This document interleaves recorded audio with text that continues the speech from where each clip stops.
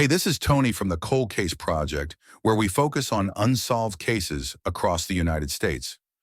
Our mission is to bring attention to these unresolved mysteries that need your help.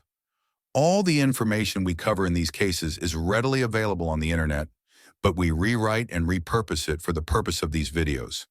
Our goal is to spread the word about the thousands of unsolved cold cases still out there. Thank you for watching.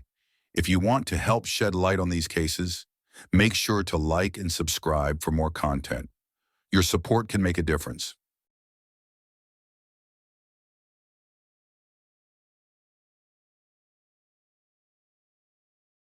All information gathered in this story is from my true crime crush, Jackie Flores. Make sure to check out her channel for this and hundreds of more videos. Cynthia Martinez disappeared under mysterious and concerning circumstances on July 15, 2017, and her case remains unsolved, leaving her family in a state of constant heartbreak and uncertainty.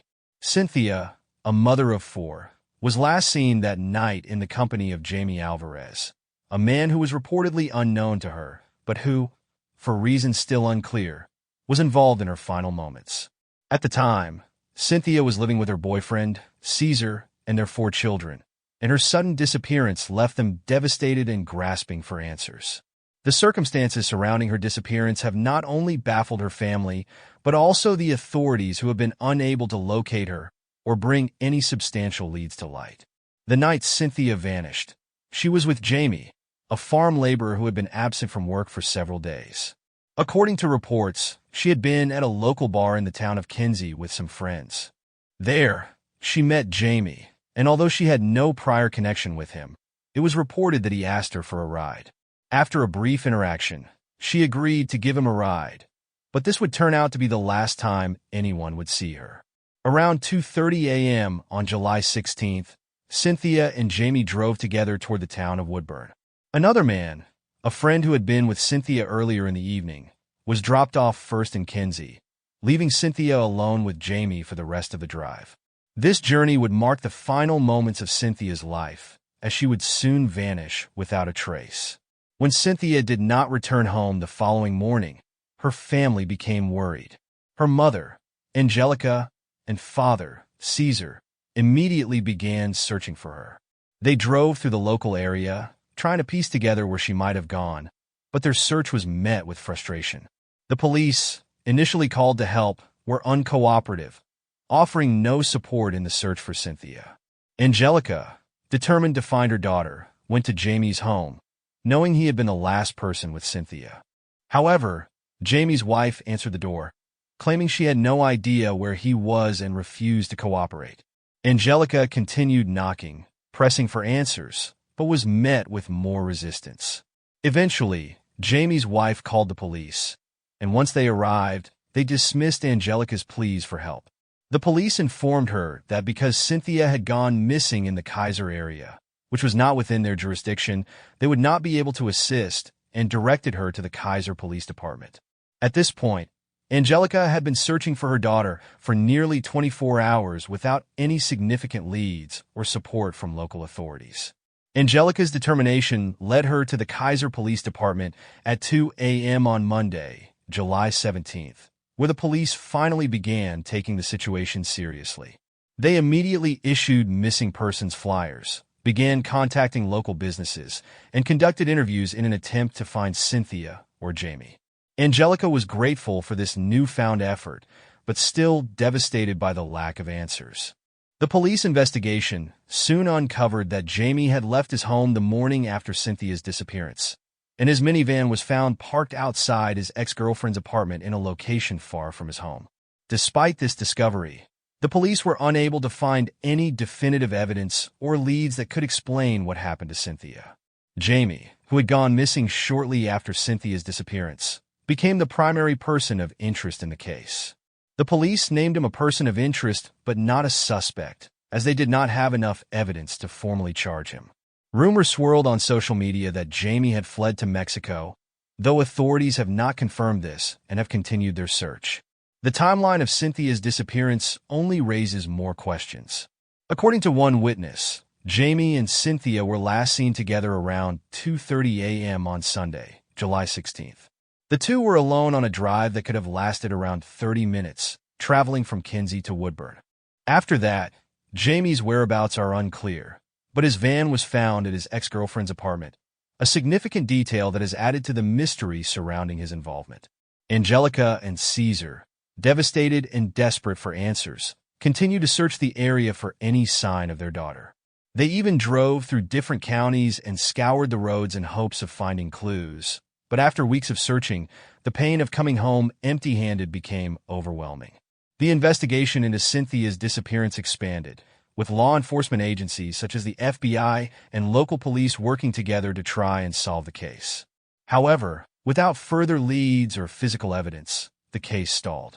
Despite the growing attention to the disappearance, including reports from local news outlets and the creation of a Facebook group dedicated to finding Cynthia, the police were still no closer to uncovering the truth about her fate.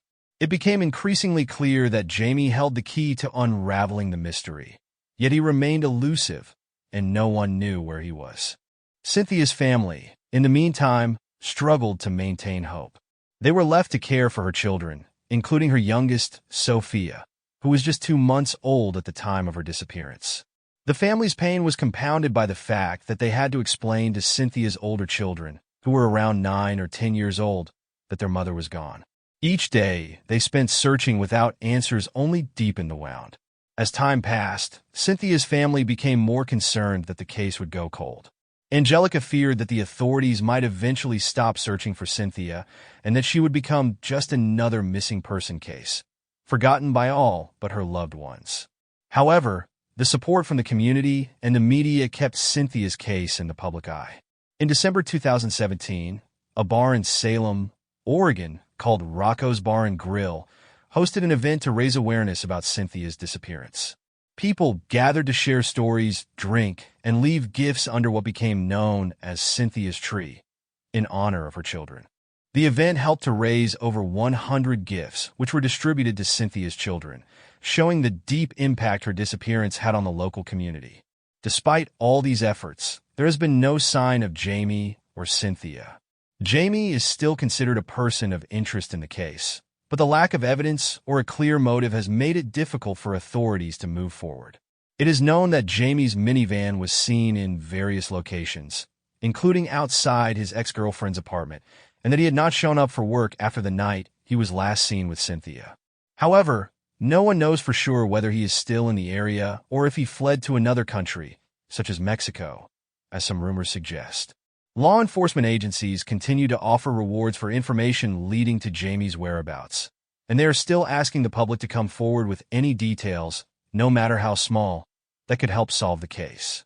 A reward of up to $8,000 from the FBI and an additional $2,500 from Crime Stoppers of Oregon are available for information that leads to Jamie's arrest or the discovery of what happened to Cynthia.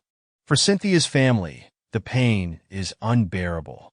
Angelica and Caesar continue to care for their grandchildren, struggling with the questions they don't have answers to and the emotions of not knowing where Cynthia is or what happened to her.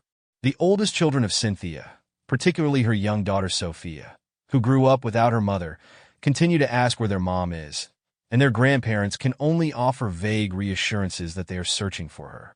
The hope that Cynthia is alive, held captive somewhere, is the one thing that keeps her family going. But as time passes, the fear grows that they may never get the answers they desperately need. The family remains steadfast in their quest for justice and resolution, hoping that one day, someone will come forward with information, or that Jamie will be found and questioned about what happened on that fateful night in July 2017.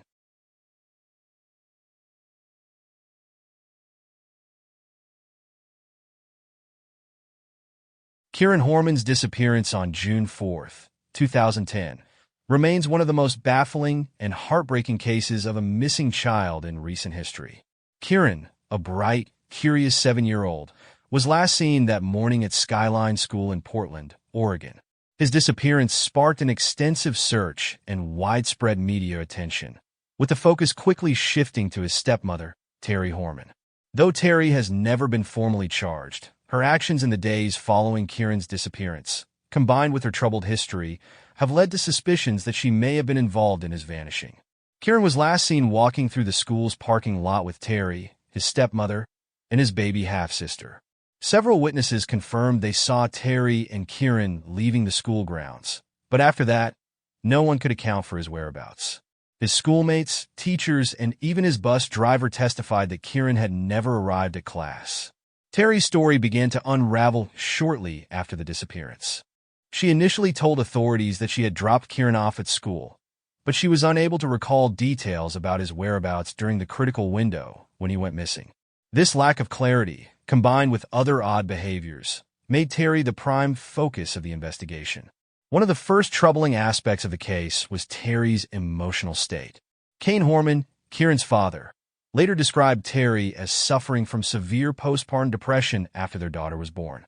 He mentioned that her behavior had changed drastically after the birth, including becoming emotionally withdrawn, angry, and seemingly unstable. The couple's marriage was strained, with Kane eventually filing for divorce in the wake of the disappearance. He even cited Terry's alcohol abuse and possible personality disorders in court filings during their divorce proceedings. Despite all of this, Terry consistently denied any wrongdoing and maintained her innocence. As the investigation unfolded, several more details came to light that raised suspicions about Terry's role in the disappearance. One of the most shocking revelations came when it was reported that Terry had attempted to hire a landscaper to murder her husband, Kane. This occurred shortly after Kieran's disappearance, and police were reportedly preparing to arrest Terry for plotting the murder of her husband, which, if true, would have been a significant and chilling development. According to sources, Terry offered the landscaper money to kill Kane, citing emotional pain caused by their troubled relationship.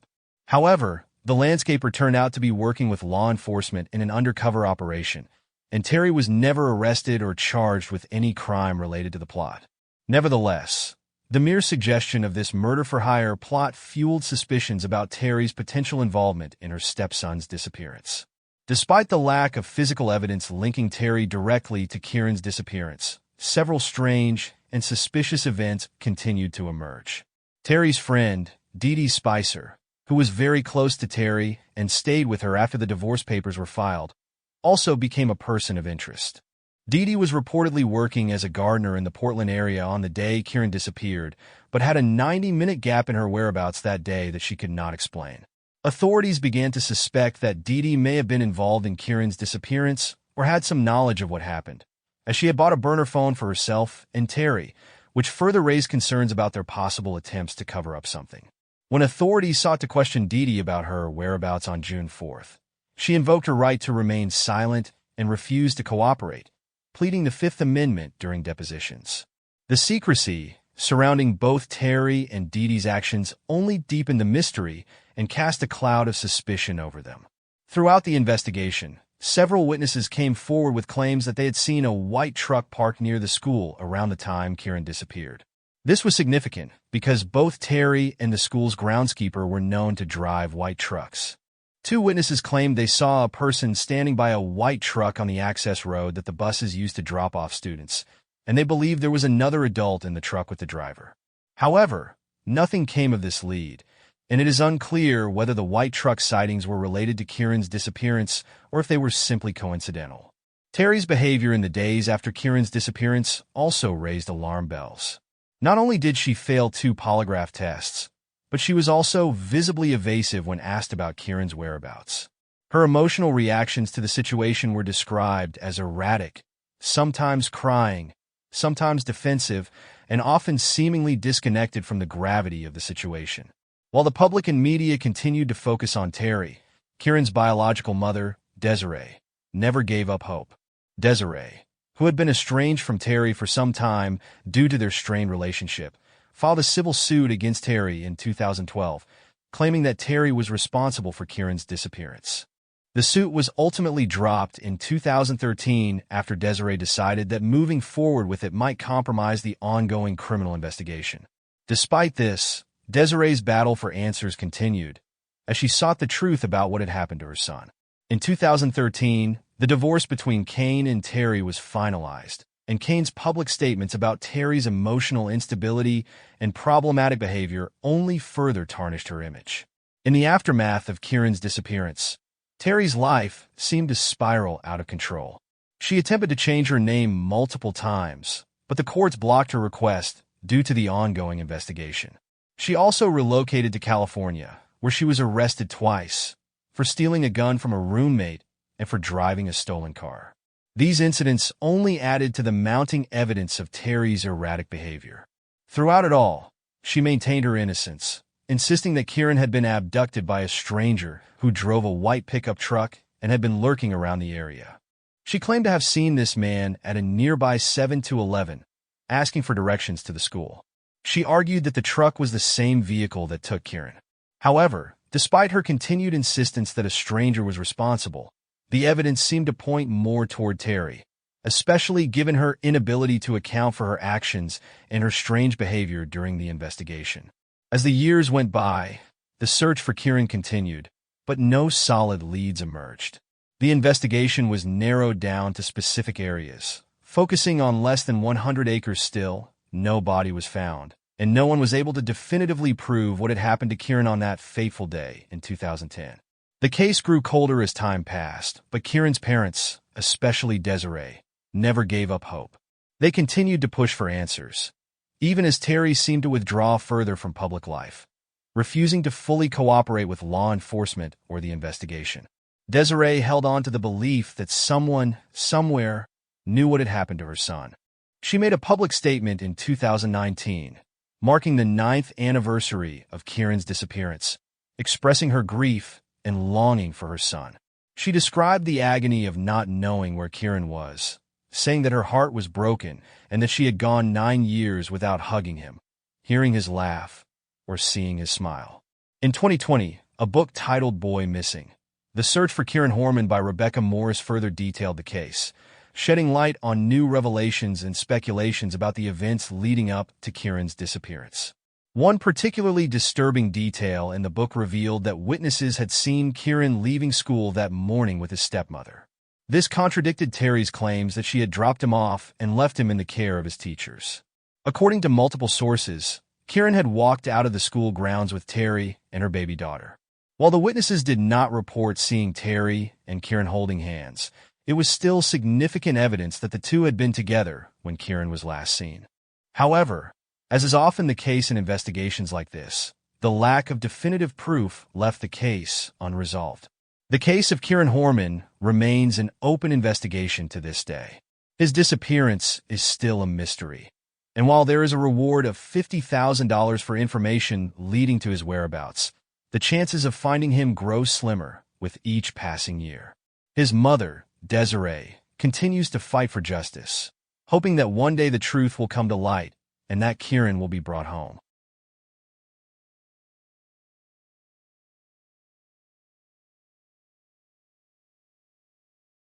Aaron McClary, a woman who had lived a turbulent life marked by struggles with addiction and survival on the streets, disappeared under mysterious and suspicious circumstances on the night of August 4th, 1995. She was last seen around 8:45 p.m. in Eugene, Oregon, in the Whitaker neighborhood near the Jesco Club, located at West 3rd Avenue and Blair Street. Aaron's nephew had seen her hitchhiking earlier that evening and, out of concern, gave her a ride.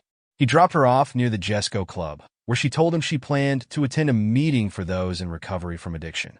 This was supposed to be a positive step in Aaron's ongoing battle with substance abuse.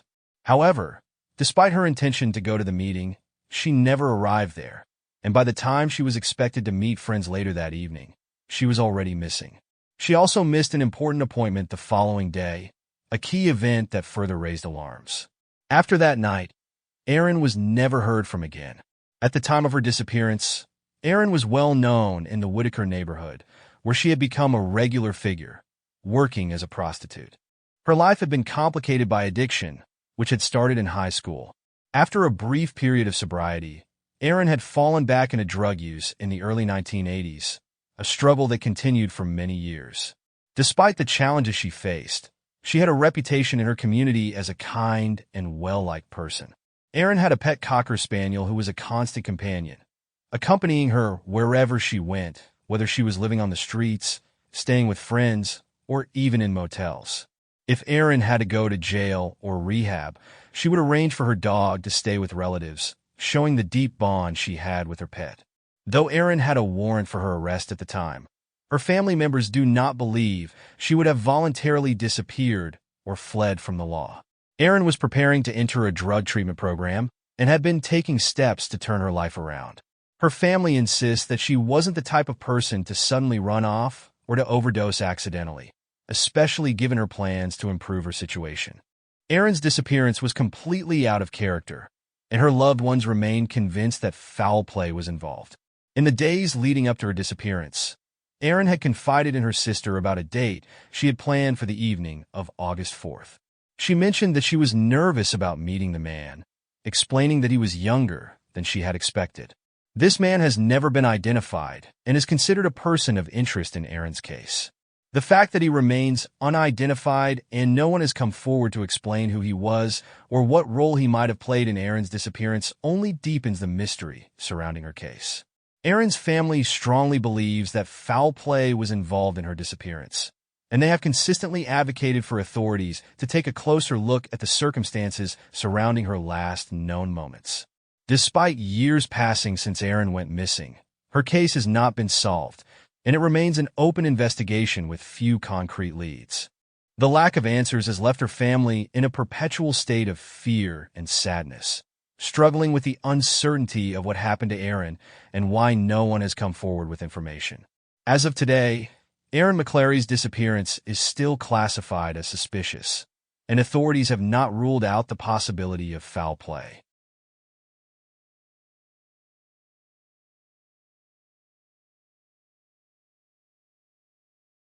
On December 7, 1958, a family in Oregon woke up to a cozy Sunday morning, eager to spend quality time together in preparation for the festive season.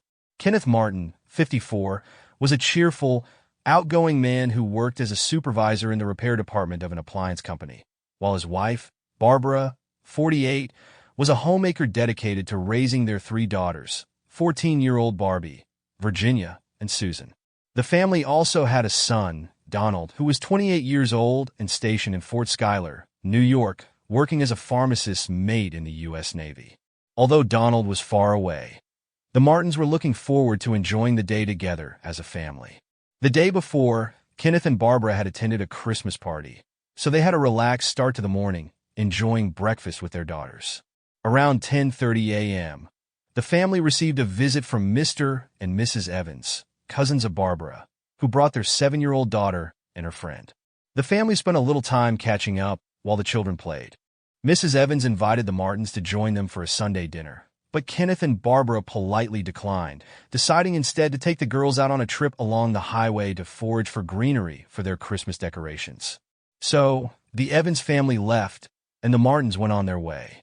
Between 1 and 2 p.m., the family piled into their car, a cream and red Ford station wagon, and set off. It was a typical outing for the Martins, who enjoyed spending time outdoors, whether driving around, hiking, or walking together in nature. Around 4 p.m., they were seen at a gas station in Cascade Locks, about 64 kilometers from home, and later at the Paradise Snack Bar in Hood River, another 32 kilometers away. There was nothing unusual noted about their behavior, and they appeared to be enjoying their day as planned.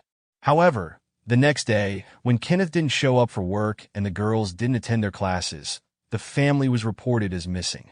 The police were dispatched to the Martins' home around 11 p.m. on Monday night, where they found no sign of the family.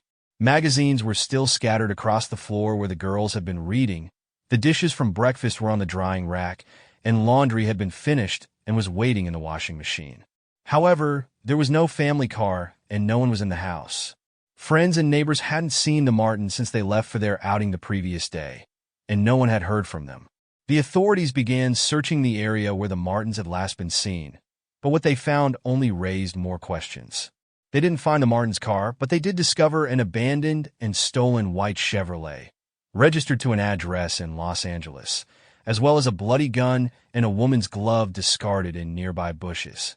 Although the Chevrolet didn't match the description of the Martins' car, the police decided to examine it further after an analysis of the gun. It turned out that the gun's serial number traced back to a Meyer and Frank grocery store and had been listed among items Donald Martin had been accused of stealing 2 years earlier, though he had a solid alibi for that time, as he was stationed in New York. This gun provided a new lead, tying the abandoned Chevrolet to the case. Police also found traces of dried blood on the gun, leading them to believe that foul play was involved. Investigators kept an eye on the Martins' bank accounts to see if any withdrawals were made, hoping it might provide clues as to where the family might be or even suggest that they were still alive. However, there were no unusual transactions. The next day, 2 ex-convicts, one named Roy Light, were arrested in Hood County in connection to the stolen Chevrolet. The theory was that these men had somehow been involved in the disappearance of the Martins, but hadn't had enough time to access their bank accounts before being apprehended. The situation became even more suspicious when a waitress at the Paradise Snack Bar came forward, recalling that she had seen Roy Light and the other ex-convict there at the same time as the Martins, and that they had left shortly after the Martins. With this new information, the police focused their attention on these 2 men, hoping to link them to the case.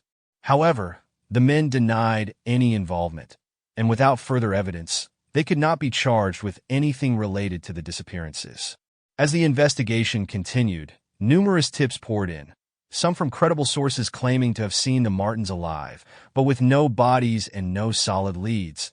The case became more puzzling. In the months following the disappearances, Oregon's largest ever search effort for a missing person uncovered over 200 tips, many of them in the form of letters sent to the police, but none of the leads proved fruitful. By February 1959, the investigation had come to a halt, and the most promising lead involved car tracks found leading off a cliff in the Dalles. Upon inspection, the tracks appeared to belong to a Ford station wagon, which led investigators to believe that the Martins' car might have gone over the cliff. A search of the water around the Bonneville Dam was conducted, with divers and sonar equipment being used, but nothing was found, and the search was eventually called off. However, on May 1st, a river drilling rig near the Dalles reported catching something heavy in the water, but the anchor broke free before it could be pulled up. The next day, a couple spotted what they believed to be 2 bodies floating near Cascade Locks. After notifying authorities, investigators discovered the decomposed body of a young girl, which was later identified as 11-year-old Susan Martin through dental records and the identification of her clothing. Just the following day, another body, that of 13-year-old Virginia Martin, was found and identified. An autopsy revealed that she had drowned. Investigators found traces of aluminum on her clothing, which matched the tire tracks found earlier in the search, supporting the theory that the Martins' car had gone over the cliff and that the bodies of the girls had been washed downstream. A subsequent search of the area turned up no further evidence, and the search was eventually called off. The bodies of Susan and Virginia were cremated and remained unclaimed for over a decade, left in a crematorium until the death of their paternal grandmother, when they were finally collected by an unnamed person. As for the fate of Kenneth, Barbara, and their daughter Barbie, it remains a mystery to this day. Based on the evidence, the gun, the Chevrolet, the ex-convicts, and the tracks, investigators believe that the Martins met with foul play, but without physical evidence or witnesses, no one could be charged. 8 years after the disappearances, Donald Martin inherited the family's estate, but the investigation stalled, leaving him with no answers. The case, filled with unanswered questions, stands as one of the most unsettling and tragic disappearances in Oregon's history.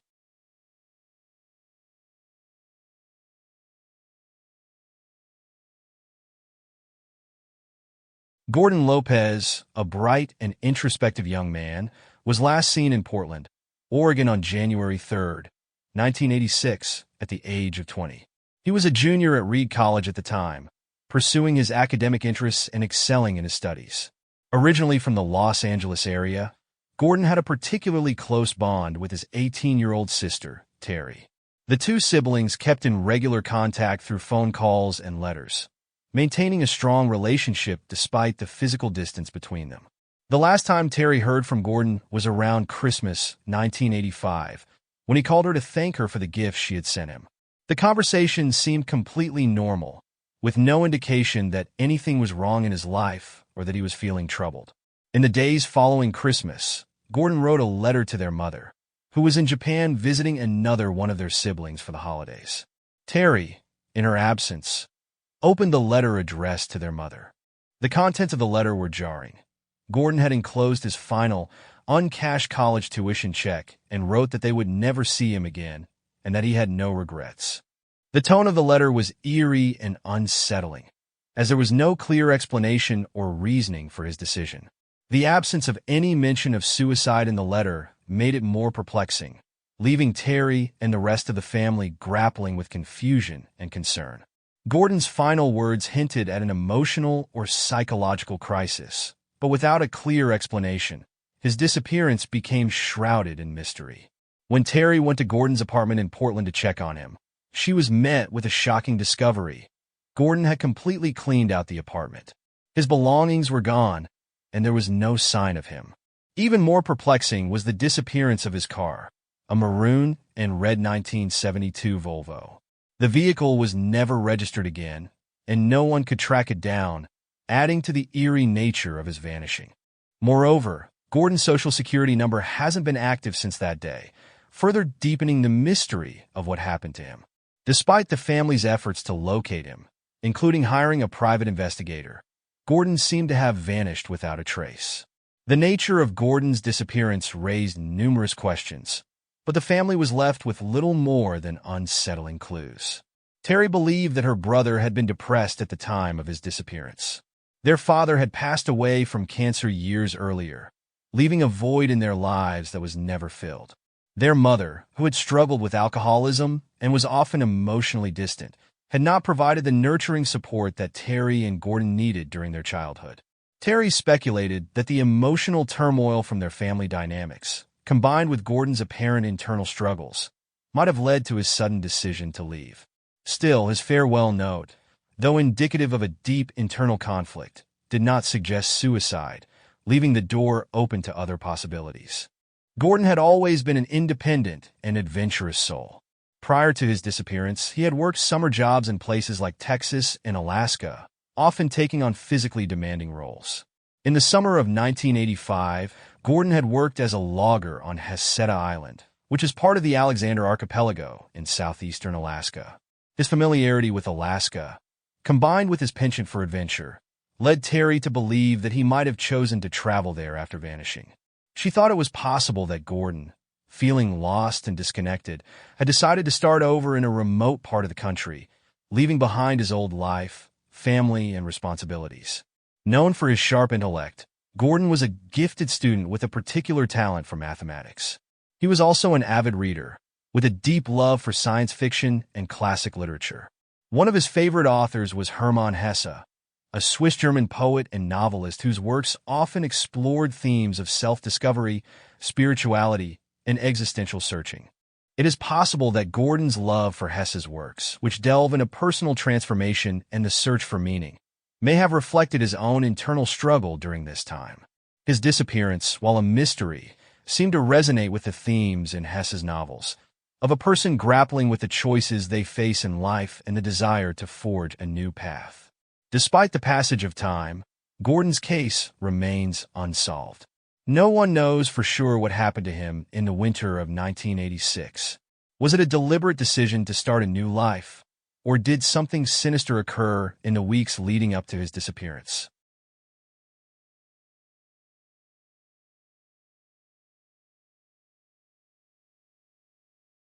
Georgia Kirk, also known as Nadine Kirk, was last seen in Bonanza, Oregon in 2010, living with her son, Theodore Martin Ted Kirk.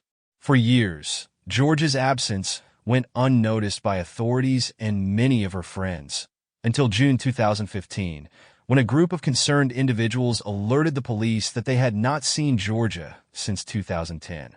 These friends expressed their concerns, suggesting that Georgia might have passed away, and they suspected that her son, Theodore, might have been cashing her Social Security checks for himself during her absence. This alarming claim spurred police to investigate further. Upon being questioned, Theodore gave a story about his mother's disappearance. He claimed that Georgia, who went by the name Nadine, had gone to California with a friend in late May or early June of 2010. According to Theodore, they traveled in a blue and gray four-door sedan of Japanese make, which had California license plates. He was unable to recall the name of her companion at first, but eventually, he provided a name. Authorities in California were asked to follow up on this lead, but after extensive searches, no trace of Nadine or her supposed companion could be found in the state. No one came forward with any additional information, and it raised more questions about Theodore's story and the credibility of his claims. As the investigation continued, authorities found other pieces of troubling evidence that raised suspicion about Theodore's role in his mother's disappearance. In 2017, during a search of the Kirk property, cadaver dogs alerted to a specific area on the east side of the property. This location was significant because a neighbor had reported seeing a pile of lime in that same spot, which suggested an attempt to either hide something or expedite decomposition. Investigators dug in the area, hoping to find some evidence of Nadine's remains, but the dig yielded nothing conclusive, leaving the authorities with even more questions. Further investigation into Nadine's financial activity revealed more inconsistencies. The last record of her signing a check was in January 2010, and after that, there was a complete absence of any financial activity that would suggest an elderly woman, such as payments for medical bills or other routine expenses. What was even more suspicious was Theodore's detailed calendar, which he kept in a notebook. The calendar contained meticulous records about Nadine's health, including notes about strokes she suffered between 2004 and 2010. The last entry mentioned that Nadine had suffered 2 strokes within 3 days. After that, however, the calendar contained no further mention of Nadine, further suggesting that something had happened to her after that point, though it was unclear exactly what. As the investigation continued, authorities uncovered the disturbing fact that Theodore had been receiving a large sum of Social Security benefits in his mother's name. Between 2010 and 2015, $81,360 worth of Social Security payments had been deposited into their joint bank account. Given that Theodore was financially dependent on his mother's income and had not reported any earnings since 1980, this suggested that he had continued to collect her benefits long after her disappearance, without anyone questioning it. This discovery led to criminal charges in August 2017, when Theodore was officially charged with stealing Nadine's Social Security benefits over a period of 5 years. In June 2018, Theodore pleaded guilty to 1 count of theft of government funds. As a result, he was sentenced to 15 months in federal prison and 3 years of supervised release. Additionally, he was ordered to pay $30,868 in restitution. However, despite his conviction for stealing from his mother, Theodore was never charged with his mother's disappearance, and no one has been formally charged in connection with her presumed death. Although investigators do not believe that Nadine is still alive, her case remains unsolved.